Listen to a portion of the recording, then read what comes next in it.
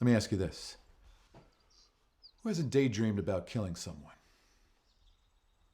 Come on, show of hands.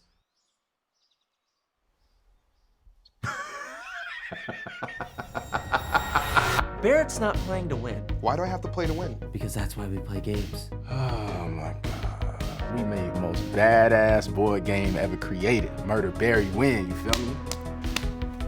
It's cyclical gameplay. You go round and round, back and forth, till you don't fuck up. It's kind of repetitive, isn't it? Let's put together our weapons to concoct the perfect murder.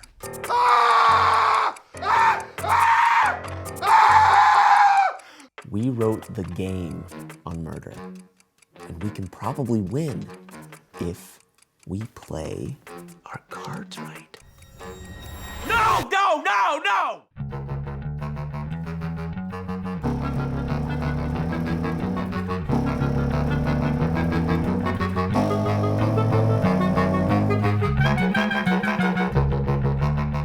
What's the point doing all this planning if we're not gonna actually use it?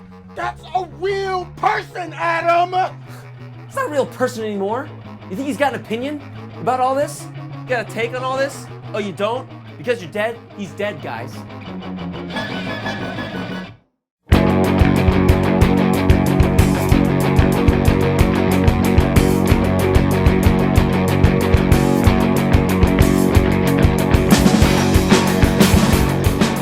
Hey, everybody. Benji Carver back. It is 2021. And we have some amazing filmmakers here from another Hole in the Head Film Festival, which happened just this past month. And I'm so excited because Michael Lovan is here with us with Murder, Bury, Win. And Michael, did you know that you won an award from what I hear? Saw that earlier this morning. Best Warped Comedy, I believe. Yeah, indeed. Best Warped Feature Comedy. So a feature film that Michael made called Murder, Bury, Win out there. Much a pleasure to it. Also shot here mostly local or shot in the Bay Area, but also in Mendocino County. So yeah, mostly in Mendocino County, but then otherwise shot in Berkeley at an abandoned or going out of business steel factory, as well as my house here. Yeah. Where was the steel factory? Oh, it's in Berkeley. It's off of like 4th Street. It's Pacific Steel. Oh, okay. Pacific Steel. I don't know if it's still going, but like they were on the outs when I reached out to film there, and they didn't have a problem with it. So we had access for all of the for any of our fantasy-esque scenes or board game scenes. They were all shot there. Oh wow, excellent. Yeah, I think that's right next to the train tracks, if I'm not mistaken. Yes, yes. Yeah, the good old train tracks. So right next to what is the grotto that's there? Spur.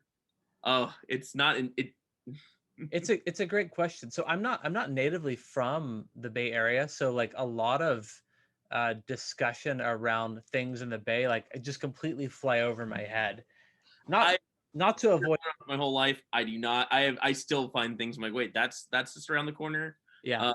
And they're like, you're not from here. I'm like, well, I'm from like the South Bay, which is like Morgan Hill, Gilroy, San Jose area. So, or a little town called Coyote. Probably never heard of that one. So, my head when I hear word like Gilroy and Coyote, because I have other connections to those words like garlic and animal. So they're just an hour south of the Warped Dimension here, as well as El Cerrito. So thanks so much, Michael, for joining us here again. And congratulations Thank you. for the award. But you also let's get into it. Murder, Bury, Win is a 3 friends trying to raise money to build well, they've already built the board game, but to fund their board game to get famous, not get rich, but get notoriety. And of course, when you have a title like that as your board game, that I guess what those 3 things ensue afterwards. Yeah. I mean, I think that's a good summation. You know, it's 3 guys that want to strike it big on the indie board game scene with their game, Murder, Bury, Win, and the objective of the game is kill someone and get rid of the body. And in the case of the film story, life imitates art, and a lot of shit hits the fan pretty early on. And they just keep getting into a deeper and deeper hole by their own action and inaction. And something interesting is that you created this game that you also did as a sort of a rehearsal for your actors. Kind of getting into like how this game came about to be and what have you, and also the game world. I know it's a big niche here in the Bay Area.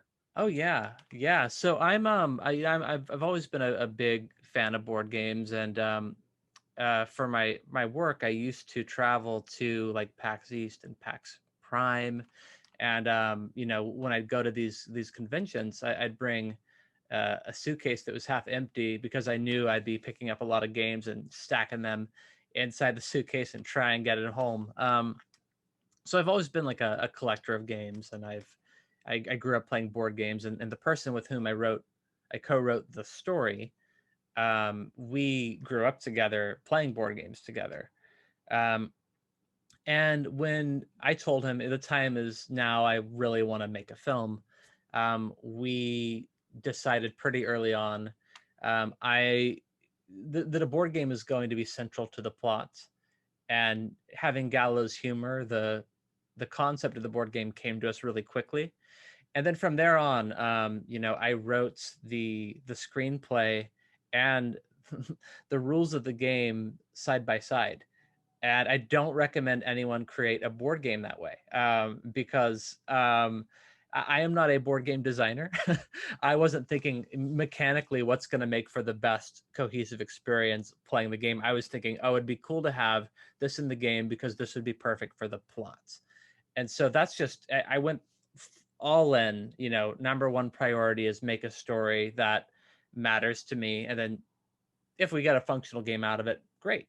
It is technically functional. The first time it was ever played was at the cast reading, wherein I got the four lead actors, which should be the Craig Kukowski, who I think a lot of people have seen on Drunk History. There's Eric Lane, who's on Dear White People. Michael Walker, who's an up and rising talent, who was on BET's show Rebel by John Singleton. And then Henry Alexander Kelly, who is big in the theater scene in LA. I got them all together for the first time. They just met, and I sat back and I was like, play my game. And one, it's great to see their chemistry, but two, it was great to see how entirely, I don't want to say bad, but not great my game was, because very quickly they began giving feedback on the game, and I actually took copious notes. And so within the film itself, there are some critiques of the game, and those all came from the actual rehearsal.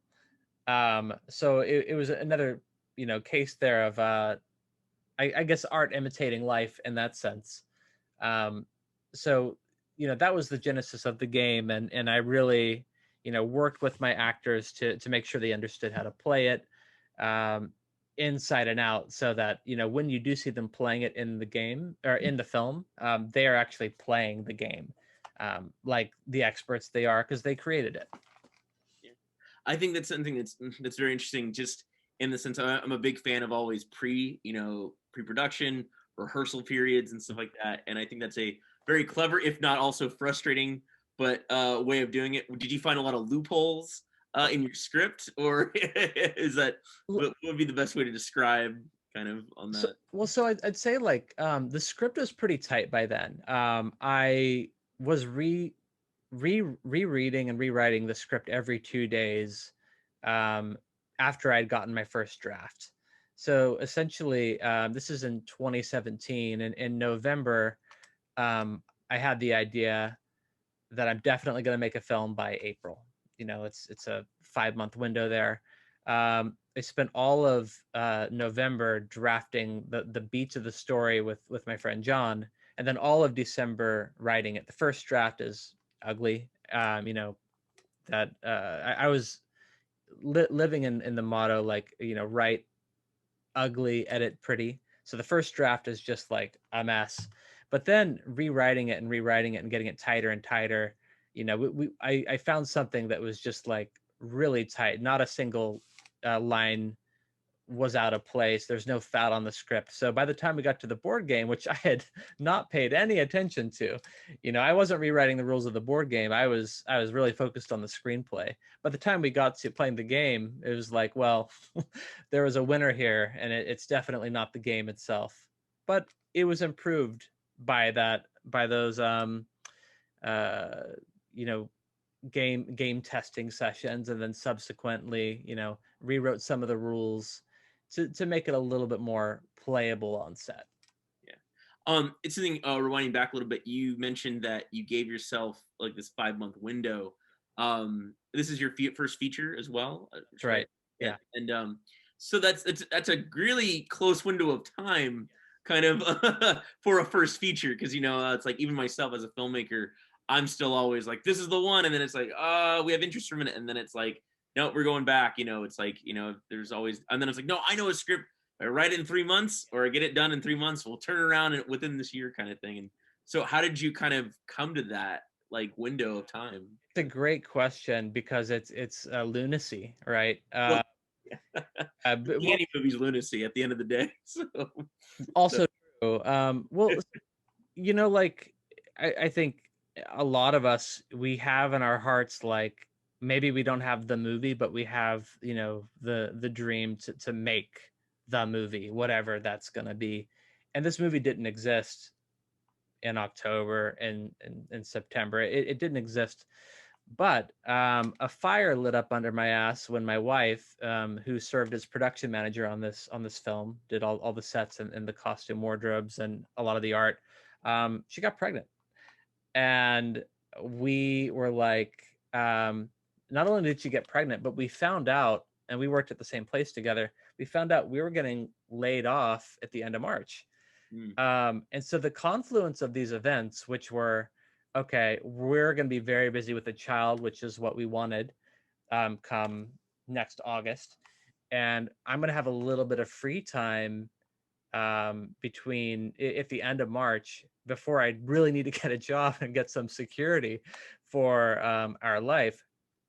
Like, let's just dive even deeper into this pit of uncertainty, and just do this now, when everything's up in the air, and you have that internal drive of desperation. And so it was like, okay, well, I'm gonna make it, no matter what. And that's the way I approached it, to my friend who developed the story with me. But then at that time, I wasn't gonna get into debt over the film. I was gonna shoot it for $20 with an iPhone, because the dream wasn't too big. But then Sketchfest, the annual Sketchfest happened, and I was watching a improv show with Craig Kukowski, and I'd met him a few years previous. I'd met him like 3 years in a row at Sketchfest, and Amy had been a driver at Sketchfest, and we connected through that. And when I saw him, I was like, oh shit, what if I got him? I didn't think I'd hear back from him, but I sent him the script, and I was like, hey, you want to be in a movie? And I didn't think he'd answer. I didn't think he'd say yes. Then he did. He wrote me back 4 days later and said, like, yeah, I'd love to. And I, immediately my feeling was, oh shit. Well, this is great, but it's terrifying because he's SAG. I need to pay him. And if it's a SAG production, I should do this right. Like, I can't just like have Craig come out to the wilderness and like shoot him with an iPhone and like, send him on his way. So at that stage, every waking moment between him saying yes and me being there on set was getting my shit in line. It was forming a company, becoming a SAG affiliate producer so I could use SAG actors. It was finding out I need a budget. I need to pay people. I need to feed people. People, by the way, budget for food is that's where the money goes. Especially when you don't have money for other things, it's definitely where the money goes, kind of thing like that. Yes. But I was like, you know what? I'm not going to have this window of time ever again. I'm going to do this the right way. So I took out I think 3 or 4 loans. I used my life savings. I put everything in. I went on Craigslist to find a DP, and getting the right DP, Jerome Stoley, who's also the Bay Area filmmaker. He brought along crew he was familiar with, and so all the pieces began to fall into place. And then it was just becoming like something that was, I cannot fail this. I need to take this seriously. I need to learn how to do this. Lo and behold, we wind up there, day one, shot one, and I lean over to the AD, because I haven't done like a short film with a crew, right, or a feature film with a crew. I've done everything kind of on my own. I lean over to the AD and I'm like, do I yell action? How do we do this? And yeah, I got the lay of the land really quick. By the end of the day, I was confident in remembering my vision, but it was, diving into this project, I had prepared for everything except for,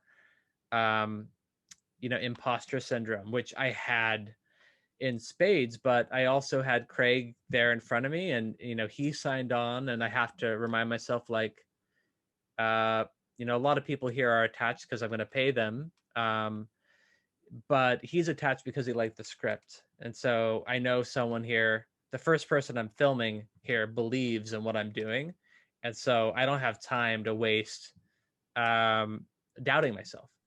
And so that's a very long-winded way of answering the question, which is, like, how did I come here? So you, in your window, you accomplished it by shooting in that April window, or was that sort of, wow? Absolutely, yeah. It's definitely the ships align, kind of like that on the stars align. Absolutely. I'll say the very last piece to fall into place was something that I had set up earlier, lodging, because we're up in the woods, in the mountains, and I had lodging with a fancy Airbnb, and it was the day of load-in, and my Airbnb, which is going to house everyone, it was giant, they canceled. And that's the worst thing that could have happened. And so got another lodging that was an hour away, and it was on top of a mountain with no lights at night. And so after 4 days, the crew said, can we get somewhere a little closer and a little grungier? So we hopped over to a really nasty motel with a lot of roaches and blood stains. And this is what happens, though, when you named Appleseed running the motel. Oh, dude, yeah, it was horrible. But I mean, that's what I signed up for. I didn't have other producers on deck to field, requests or to help with that. So it was really, myself, and then to an extent my wife, who wasn't there on set. She was pregnant, so I would call in to home and have her, assist wherever she could. Yeah. So you really went to Vietnam and back, is what you're saying. At the end of the day, I was a different person at the end of that shoot. It took like a few weeks after I'd caught up on sleep, and I wasn't, in charge, and like of an entire production, for me to like mellow out. But like the day after I was back, like some high school kids were chucking ice at each other, and for no reason, like I just took a step towards them, and I said, like, my wife is pregnant, how dare you throw ice? You had some PTSD to deal with. We weren't throwing the ice at your wife. And I'm like, I don't care. And it's like that's so not me. Like, but I was in such a state that I was my baser self came out, and it took a while to shake that out of my system. I recommend it to anyone. And please disregard this pun, but you literally murdered yourself, you buried, and then you won. Oh, definitely. I feel like I came out, a winner here, but this was a while ago. We shot a while ago, so it's been a long journey to get to this stage. Well, that's kind of what would be my question, is your world premiere was at CineQuest. That's right. And so that happened right as everything shut down, the world changed. So yeah, CineQuest had reached out about playing and then the pandemic happened, and then like all festivals were just kind of dead, and I thought, oh my god, my film's dead in the water. And there wasn't virtual festivals weren't a thing immediately. That wasn't the obvious answer. And my thinking was, um, I'm going to get bottlenecked with all the other films from this year. So next year, the competition will be twice as stiff. And thankfully, that didn't turn out to be the case. We were embraced on the festival scene pretty rapidly. And at the same time, it feels like, because I got confirmation from CineQuest and then Austin Film Festival around the same time, and then Rhode Island Film Festival. And then from there, it was just a flurry culminating in the highlight of the year, which is Another Hole in the Head Film Festival. Yeah, and I think primarily you're the kind of films that we definitely look for, especially with the independent spirit towards genre filmmaking. I mean, for those who, probably not, most people have not seen Murderberry Win, there's a lot of homages to what I love to say, the Straw Dogs wall that you have there. There's no Straw Dogs action that happens per se in the movie, but there is a moment. Well, there is a moment that I always like, oh, that I like this. This is definitely up there. But you have something that does latch on, is that this whole board game sort of multiverse kind of world that I always feel like as a filmmaker, as pitching or getting, once you have either when you're getting money or you have the movie together, it's sort of like, oh, cool, we cannot just only be a movie, we can talk about sort of this bigger world per se. And so I think that, but it's interesting is that my one question watching was, it's mostly a single setting in the house or in the cabin. Was that always something that was there, or was that sort of like, hey, you know what, I don't have the budget, sort of let's scale back? Was that originally, because you said you kind of wrote dirty and edited clean, was there a bigger kind of window on the that? scope was larger at one point, and it was really in not just editing, but also when we're hitting the production schedule itself. And it became, the writing was clear on the wall, like, okay, we're hitting X amount of setups a day, something's got to give. And really not sleeping at night, it was re-storyboarding scenes, because I'd storyboarded the entire film, and re-storyboarding at night, looking at things and questioning, do I really need a shot of these guys getting off a bus at a bus stop? No, I don't. That's 4 hours of a day that we don't need for that dumb shot. And really like stripping it down and trusting, believing in the script. I will say though that it was always largely single location, though the scope was wide for small shots I didn't need. The scope was always pretty focused on the cabin, and the inspiration for that came from a movie called Death Trap by Ira Levin. I don't know if you've seen that. So yeah.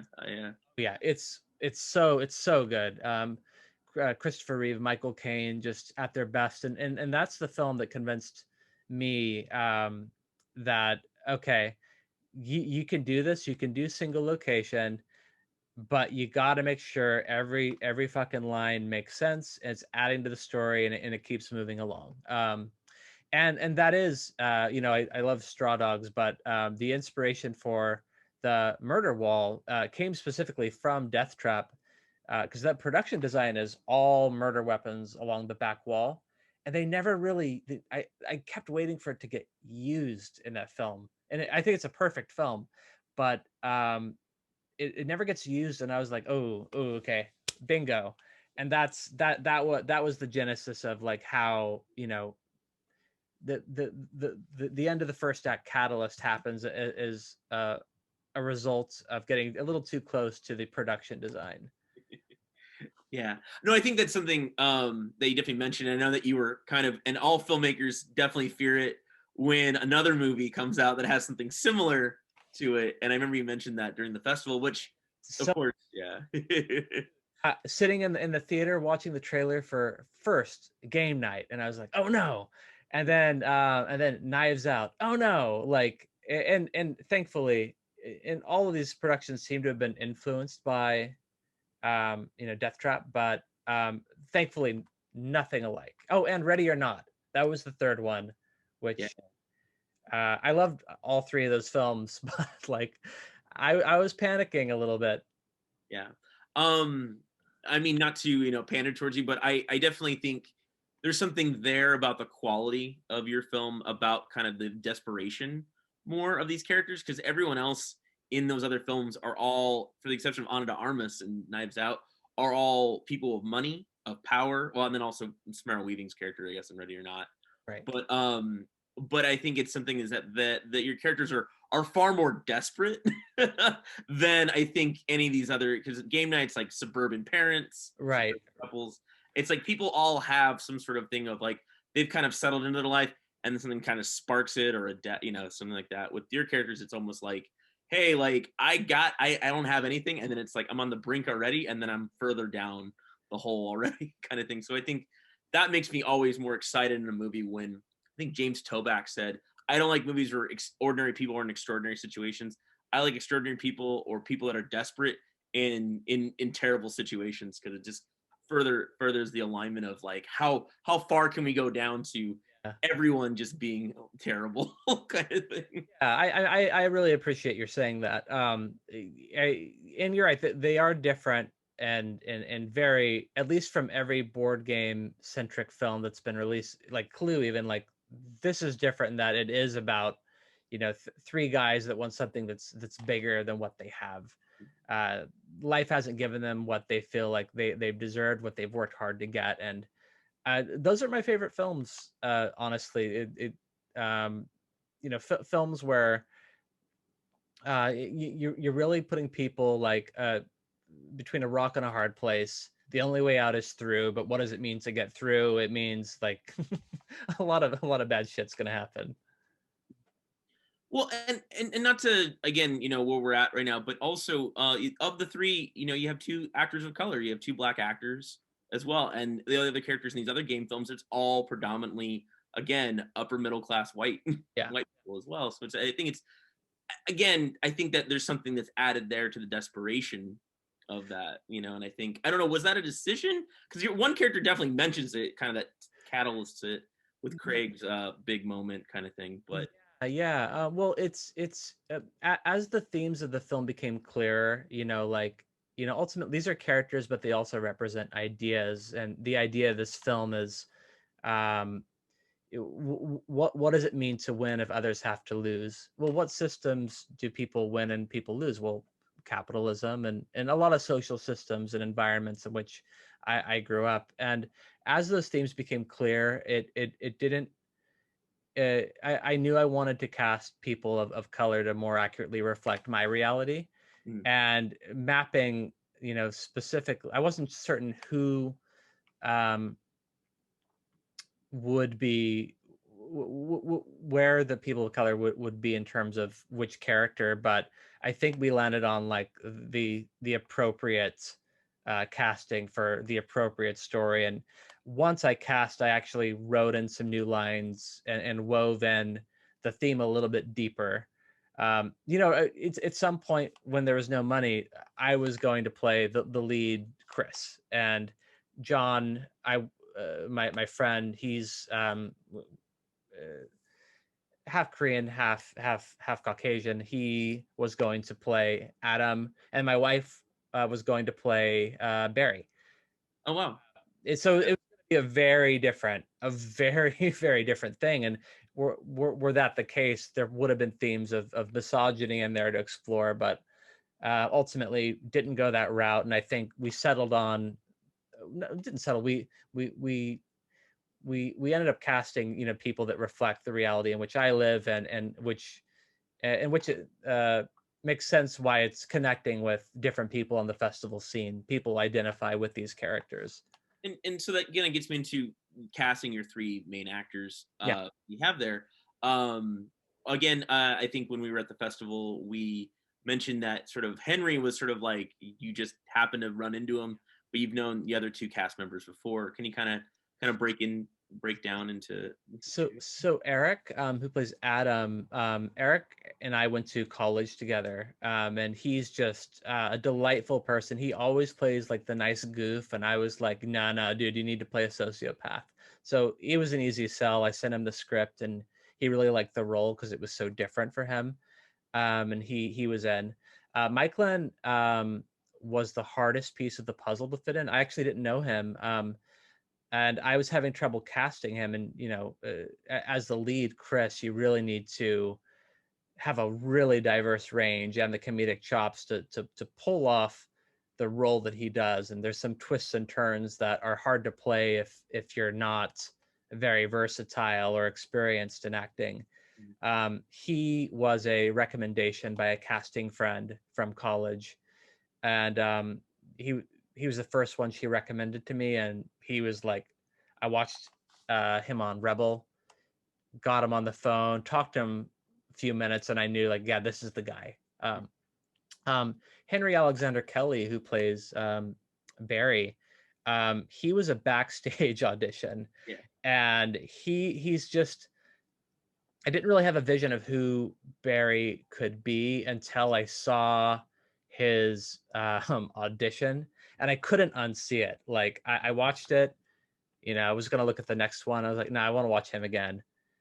And then I began to, like, just sit back and think about, wow, actually, I think he could really, like, I just, he's almost like Charles Schultz Peanuts-esque bubbly. Like, he's just got this, like, teddy bear cute quality that makes him inherently lovable. And I was like, you know what, as someone that represents the heart of the film, it's got to be this guy. I talked to him on Skype for 10 minutes, and I was like, do you want the role? He thought it was sketchy, like, this guy that he's never met. He's like, hey, you want a role? And I offered it to him. I don't think he thought it was legit until I began getting a contract in front of him and getting him, some of the details of production. And he was just perfect. But it's, it was a case where my gut was like, stop auditioning this role, go with this guy who's completely changed my perception of this character. And it was the right call in that instance. No, I think it's a great, of all the characters too, his look is the most modern also, as well. Sort of this, the sort of, and definitely, and I say, like, probably the most Oakland looking of everyone. He's very native too. Was that? He's from the Bay as Oh, well. he's from the Bay. Oh, okay. Oh, yeah. Oh, great. From East, or whereabouts? I think like San Rafael. Okay. Like, I think around there. He lives in LA, but he really, we had that connection pretty quickly on. Oh, I think it's like, it's again, it's a big thing is cast. I think you cast it correctly from that, but also I think, that big push of getting Craig in there additionally. But you did show up in the movie at one point. Yeah. Actually, you show up twice, don't you? I do. You do show up twice, if I'm not mistaken. Same role or different role? Not to give away anything, but same role. Same role. Yeah. I'm trying to remember on the top of my head. I was like, wait, yeah, it's and something that's interesting, we can get into. I mean, there's a couple of things I can attack it. I just also try to see where the conversation kind of flows with us. You have something there as an independent, low budget, single setting film. You have a police car. How did you get a show car in a movie like this without not, like, overdoing it on budget, where you just calling in all the favors kind of thing? Or first thing I did is I asked nicely. I emailed them, and I think it was along, this isn't word for word, but along the lines of, if there's no crime that day, could we borrow a police car? Oh, so you just went to the Mendocino County? I went direct. Oh, wow. I didn't go through any third party anything. I think I did reach. You know what? I did reach out to one of the film. I wish I remembered. It's one of the local film offices to connect me to them. But then it was just one-to-one conversation with them, saying like, "Hey, would you mind, showing up this day with a cop car? 4 hours, maybe 8 hours, depends if you're busy or not." And they were amazing. They were great. They showed up. They were friendly. I hope I fed them. I believe we did. They were, they didn't charge me. They were just very, willing and able. And I think, I didn't step into that relationship expecting anything. And I certainly was very specific in my language, just letting them know, like, I don't have money. I really don't. And we can make do without this, but honestly, your presence in the film is going to, raise the production value of the film. We'll put you in the special thanks, and it'd mean a lot to me. You never met me, but it'd mean a lot. And they said, yeah. And that's, we got a lot of favors like that throughout the film. Filming at Pacific Steel, a steel factory, that was offered for free. I just asked nicely. It might have been because they were closing down, but in any case, they were willing and accommodating. I think that's a big takeaway from this production is, just ask. It doesn't hurt. The worst they could do is say no, and then you just gotta figure it out another way, or CG a car in, which I didn't want to do. Yeah. And I think that's great. I mean, that is always the thing. Just ask first, and just if they say no, try to figure it out, kind of thing. I think that's and then yeah, and also just being lucky, getting that steel. When I hear the steel yard, I'm just like, wait, like let's talk more about this after this recording of how did you get this. But I also think it just kind of shows sort of your will of just sort of, I guess, yeah, going through the jungle, going through Vietnam, just in this whole everything just happened so fast. But at the same time, I think you probably built yourself into, you've been trying to make a movie for some time and talking about it, and then just it congelling. But then of course, yeah, it seems like it all came together, but then post and how long you mentioned it's been some time since that as well. So was kind of, you mentioned that, was there any issue in that? Because I've dealt with that where I found it took me a year to do a short, found the right location. I was really trying to be like, I need this in order to happen for a film, with no money. And then once we found the right cast, it was shot. The shooting was one of my best experience. Yes. But then I spent 2 years in post-production hell, and I was like, I need to do other things. I need to do other projects just to get me away from it. Was that something similar, or? Yeah. Post was in some ways it's the funnest part. In some ways it's the most difficult part. I had a cut pretty quick. I had a rough cut within the month. And then, I'd say that, so I'm in the process of delivering the film to a distributor. And I would say that I finished the film last night, actually, because I keep tweaking it. There's, that poem, or not that poem, that phrase that, a poem is never complete. You just abandon it. And I strongly feel this is the case with the film. I could keep adjusting this film till the end of time, because I'm always going to find things that I want to do differently or try differently. I had a cut of the film that was 2 hours and 10 minutes. And I really had to destroy a lot of darlings and be careful, because the script was pretty tight. You remove one thread here, it fucks up 3 threads later. So it was, in a sense, the process of post is rewriting the film. And when you have something that's really tight already, it makes it all the more difficult in post. And between the editing and everything else involved in post, which is everything outside my control, like my sound, like my music, it becomes a very complicated process very quickly and very stressful. Like I'm still like, I watched the film again last night on silent, and I was like, I got to 34 minutes in, and I was like, the movement of the camera there feels off. Is that a keyframe I fucked up on? And sure enough, I hopped into the project, and I had done 2 keyframes that wiggled the frame just a little bit. Don't know how it happened. Mm-hmm. So it's like, I don't know if that's been there all along, or if I, in my in a sleep state, I had done that. But like, it's never really done, and that's why I can't wait to be like, move on to the next one, because it is exhausting and it takes a lot of time and energy. And so you were still looking for distribution. You haven't officially sold yet? So I I am in the process of signing paperwork now, Okay, great. and it's great to know that the film will have a life moving forward. Yeah, it's always I think definitely with our conversation, I always say the three things you don't ask in Q&As. You don't ask who was your distributor, if someone's going through distribution. You don't ask how big was your crew and your budget.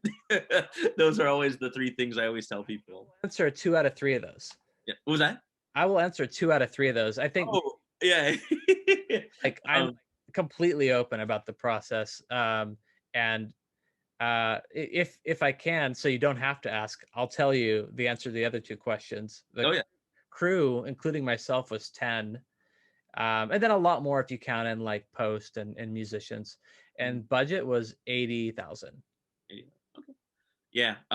It's funny, you made me break my rule. I've never asked budget, but I felt like you're getting in that world of like, oh yeah, like keeping it into that level. But that's great. It's great that you I think that's kind of, to be honest, that's the magic number. Most of the features I've worked on that are not my own, but just sort of they've all been not, they really much have been made under 100K. They don't want to say, but you know, it's I think ideally we all want to work in that 250K world. I'm in it right now where I'm like, this would be ideal for this project, or at least, you know, have that. And then if there's 1 or 2 scenes that need it, then, you know, we definitely have had enough where we can show, and then we can go back and do that big scene, you know, whether, you know, what money we can get. So I think that's something that that's definitely there. But yeah, congratulations on that. It's funny. I feel like the 100K under, don't say you made a movie under 100K, because everyone's going to get like, really? You can make a movie, like a real feature under that, you know, kind of things. So. Yeah, I mean, but it's like, you know, like it's important to spec out front, like, well, how is that 100K applied? Like, technically, you know, like, I wasn't paid, you know, like, so if you want to add in like other factors that would bump us over like 100, like, absolutely, like, I'd love for someone to give me the money to do like a $250,000 project. Of that, I'd love to pay myself 200 grand, you know, like. Oh, and this is not me getting paid either. Like, I know you never get paid on your first film. No. You'll get paid on your second, or at least have some sort of, you've learned your lesson on business to get some sort of royalty or down the road. And then your third film, you should be like, okay, I made some money here. Kind of thing. Well, kind of the rule. Absolutely. I told myself early on, like, I made a commitment to myself. Don't worry about making money on this, because you won't, you loser. And I like pushed myself, like, and just keeping that mindset really helped. And it was like, okay, what's another loan? What's another loan? I'm not going to be in debt forever, but I'll only make this movie once. Yeah. I mean, I did the credit card thing for shorts. That the one that I talked about, that I was like, okay, this is my short film, that this is has to be done right, get a year, do all those things, tried to do it first shoot on film, because, you know, always there's this mystique, you know, and I love 16 millimeter, but of course, even myself, I'm not that experienced to it because it's not around. And then of course, just the rhythm of it, but made, you know, definitely compromises, but at the same time found really where the story worked and who the actors were, because definitely I had a friend who was kind of producing it or helping along, had an issue with like, well, your actors need to be this kind of people. And I'm like, yeah, but do I really want to deal with it? Mainly because I was dealing with heroin addicts. And so I was like, you really need people to be heroin addicts. And I was like, no, I don't. Like, but there was a time where I'm like, yeah, I guess so. And ironically enough, right after I finished shooting, I worked at a rehab center. So I was like, oh man, I met all the characters I could have cast in this movie. But then, yeah, just was able to get everything together, but then post, and then so it just got me into this, like, you know what, I need to move on to another project. And the other ones actually had more stretch length of it in festivals, but of course by then I'm like, well, I don't have any money for a feature, so so I've just been kind of in that zone of like, how do you raise it now, kind of thing. And dude, the raising part is so stressful. It's almost so like when I was doing post and I just didn't want to take out another loan, because by then my wife and I had our child. I did run a Kickstarter. Life insurance policy? I was kidding. That's how you fund your next movie. Sorry, I'm giving it away. So, but I did run a Kickstarter for post-production for 10 grand. And I have to say the month of doing that campaign was significantly more stressful than the 4 months leading up to make a movie. I don't like to ask for money. I suspect that a lot of people don't either, especially when you're, it's going into art you're creating. My position's always been, if there's some money there already, then it's not as weird to ask, because you've either built that's like, it's like the running, what is it, the first 100, the first million is the hardest kind of thing, like that kind of saying, or just sort of, if you have some sort of seed money, then it's sort of like, okay, well, at least I know I can do this, but I know I can't make everything with that, so I have to kind of, that's usually when people get a little more ease. But when you're in that zone of like, I have nothing, Right. then it becomes like, well, then why are you trying to make a movie, or why do you Right. need this feature? Like, are you really that organized? I don't think you are, and then you start, doubting yourself really, mostly. So, Well, I think I think it's good to have a healthy mindset of like, yeah, if there's money, in this vault here, that it's gonna get used for something, like asking for that. It's just like I never even believed in myself to ever venture down the path of like researching that. Like I just went like balls to the wall, like I'm just making a movie myself. I'm not gonna ask for help. And maybe some of that might be like a lack of uh either too much confidence or a lack of confidence. I don't know which it was, but like I would definitely, moving forward, ask for assistance, because the burden of financial debt to make a film is, you feel that for a long time. there is, yeah. It comes and it goes, but I think it's interesting with your script and your story. That's kind of how everyone got in this situation. So it's almost, in some ways, this very darkly comic and creative way of that kind of feels the desperation again of what, because it starts with a I don't think it's a Kickstarter. It's a Seed and Sparker. Game Changer is the name of the site. What was it again? Game Changer. Game Changer. So, Yeah. and that was a fake name, Mhm. or is that an actual? It's a fake Kickstarter. It's a fake crowdsourcing website. I just like the name. Yeah. So I think that kind of ramps up the desperation that you kind of are in, but at the same time, it's like this creative motion of not like, oh, they're all trapped in the house. It's more like, oh no, actually, this is what you kind of go through, and it's tough on that end. I can say asking for assistance, there's on certain levels of, where certain people have strength, and you have to just kind of be that captain, even though, I think you mentioned in the past, imposter syndrome, anything like that, is that you have to play this like weird con man, but then at the same time you don't want to be a con man to the point of where it's like you're really like, what is an example, like a Tommy Wiseau kind of thing, where it's that's an extent to it. I definitely felt like all three of my characters at different points in pre-production of this film, and with a little bit of the Tommy. Well, the thing is, you realize I met Tommy many times. I fought with Tommy. I did the whole room thing back when I lived in Los Angeles. Oh, interesting. The last kind of era, the last kind of grass, because it still goes on, or was going on until the shutdown. He is a passionate guy. I think at the end of the day, but he also, mysteriously had some money.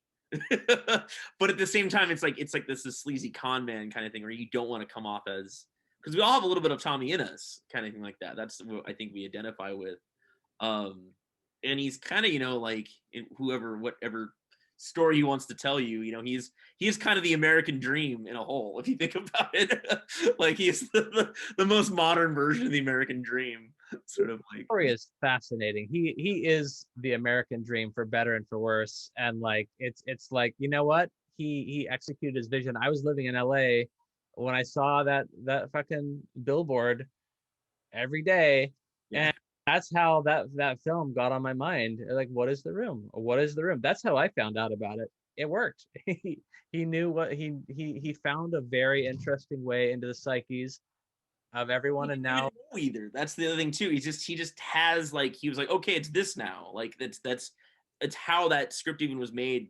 Whether you've seen the Franco film, I think it was, oh, I really want to be Brando, James Dean. That's all he wanted to be. But then at the same time, other weird things. But then he was just a lonely guy who somehow literally became a vampire to this poor young guy who's still, like, that's all he's lived off of his whole life, is Now they've even made meta stuff. It's just this interesting thing of like their energies that go towards it that at the end that success. But it's also this it's just this impossible like film of how did this get made kind of like kind of thing. What is the I haven't seen the companion film Brothers or like what Best friends with the parentheses. I over. haven't seen that yet. It's a two-parter. I've not seen it either. I've seen a long trailer of it. I've But seen a very long trailer several times, and I watched the artist. I was there opening night. You know, I am very interested in knowing more, of course. Well, yeah, it's interesting. I don't mean to digress into that, but I was kind of also through my own like just do kind of quick research. You are an uncredited fireman on AHitH Huckabees, if I'm not mistaken. So, yeah, about that. Back when If you don't want to talk about it, I totally fine. I'm happy to. When IMDb wasn't really auditing as well as they should have been, I think myself or some friends were like, "Hey, let's just say we cameoed in a bunch of stuff." And I was like, "I think there's a fireman in that movie," and I was like, "Yeah, I was fireman number 6," and it's like, Oh, that's great. and that was the creation of that credit. I think I've tried to get rid of that credit, and it sticks. It's very bizarre when it just kind of sticks out because I remember like my first interview with someone in high school, and I remember I did a printout sheet of all the IMDb credits this person had. Mhm. It was a special effects guy, and he was like, I guess my town festival had like their first movie film festival. Like this is our big guy, and it was like he was like a friend of Cameron's. I mean, Right. he was known throughout the effects industry, and I just kind of read off like, oh, so what about this and that? And he's like, no, that's not me, that's not me, that's not me. But that was because I worked for the company, but that's not me. Yeah. So the only so on my IMDb, I wasn't in that. I wasn't in the OC, but I am an uncredited boy with striped shirt in the 1995 horror film Night of the Scarecrow.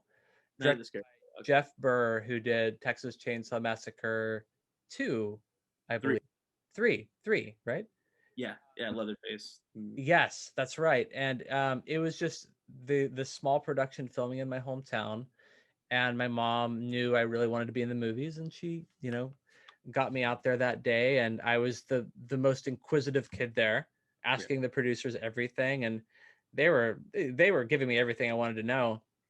And then I got the film on VHS, and it's actually super entertaining. It's really great, and I have a little cameo as a boy with striped shirt in the film, uncredited.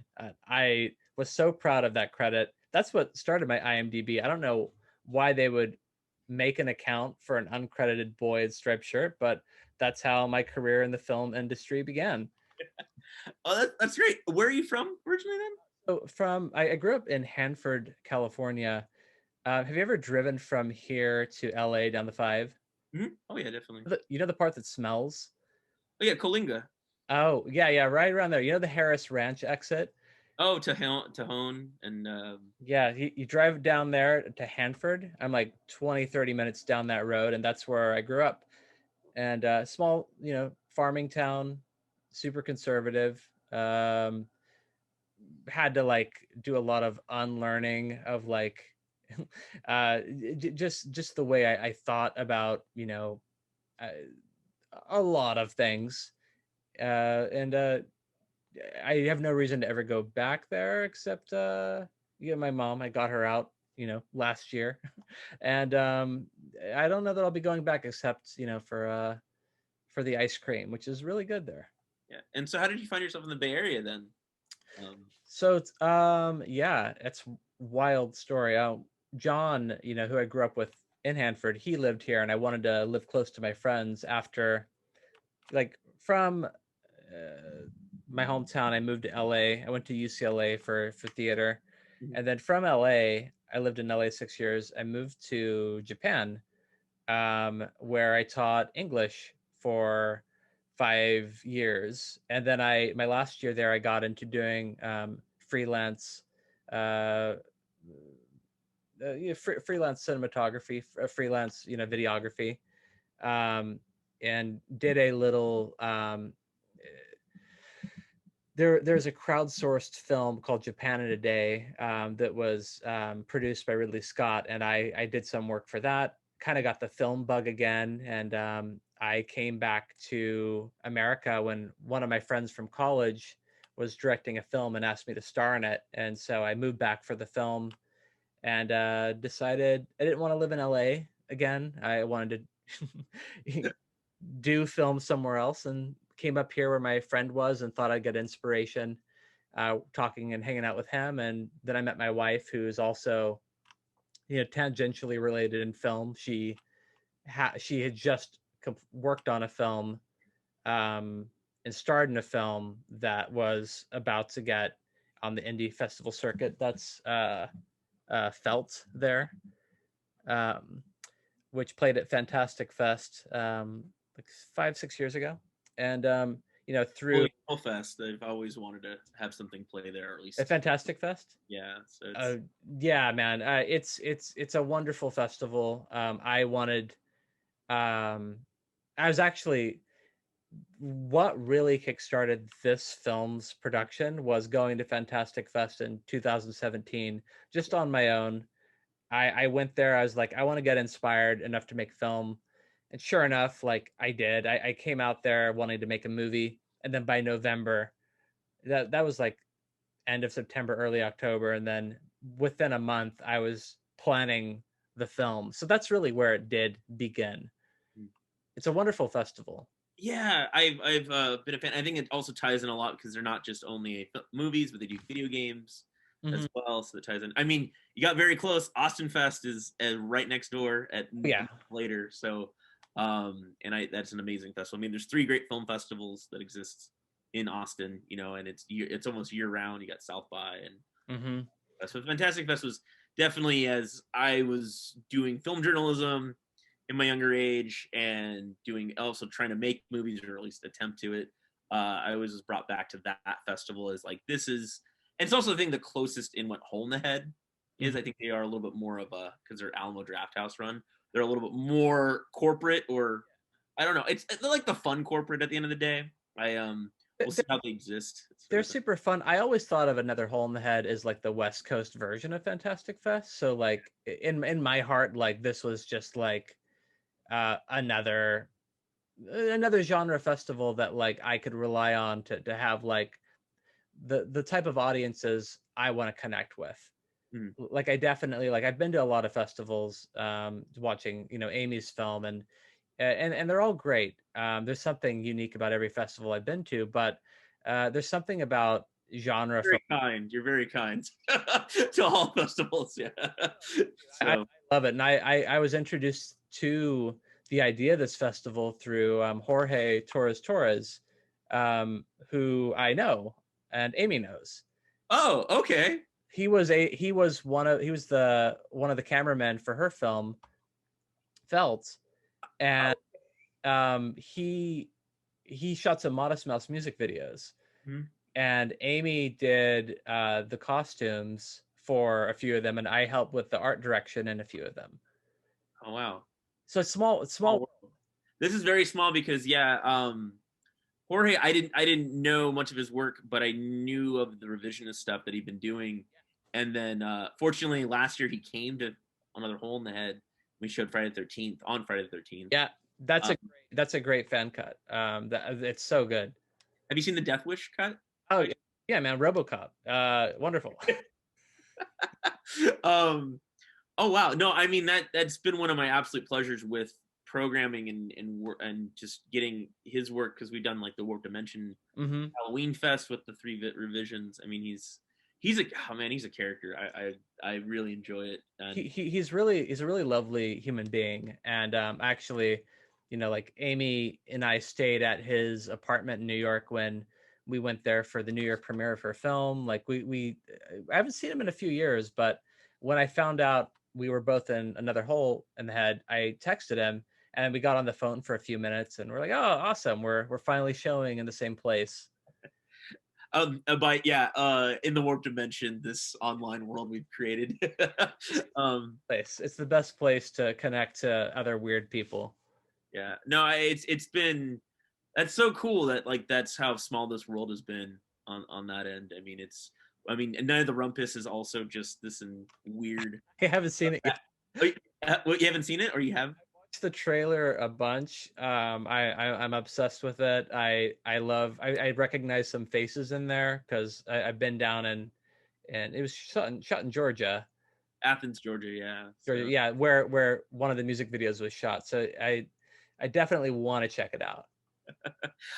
It played also. We did run it as Yeah. well, both for Warped Fest and for Another Hole in the Head. And yeah, it's just again a pleasure. That's so cool. Like this world is very small, and hopefully, yeah, this gets me like excited to just say, well, I hope we'll all be back to in person at some point if when we're all on that end. So it's just We will at some point. The most bittersweet thing about having virtual festivals is that on one hand you get to attend way more, you get to bring your friends and family, but on the other hand, nothing beats the experience of being in a room and watching them watch your film or watching a film with others and sharing in that communal experience. And if it's back next year, you bet your ass like I'll be there in the Warped Dimension in person. yeah, we'll Warped Dimension will always be like a online version Mhm. of it. Another Hole in the Head we hope to have by December. Mhm. We'll be back. I mean, we're already open for submissions, so on that end. But let's wrap things up here real quick, and then I can press stop, record, all that stuff like that. But what I try to do is I just try to do one long version. Yeah, of that's uncut sort of rawness, and keep it around an hour. So, but Michael, thank you so much for coming to Another Hole in the Head. Murder Barry Win is the feature, and it will be coming soon to you out there in the world of the Warped Dimension, but outside the Warped Dimension, on the streaming platforms, all that greatness. It is a fun ride. And any final words, Michael, before? Yeah, I from the bottom of my heart, I love Another Hole in the Head. And it's been like the biggest blessing at the bottom of a pretty crappy year to play here, and play for an audience like I genuinely love and feel like connect with the most. So thank you for having me in the film, and yeah, happy to be a part of the family. Thanks so much, Michael. Michael Lovan, everyone. Murder Barry Win, coming soon to you. Thanks so much. And also, winner of Best Warped Comedy Feature at Another Hole in the Head 2020. Thanks, everyone. Yeah. See ya.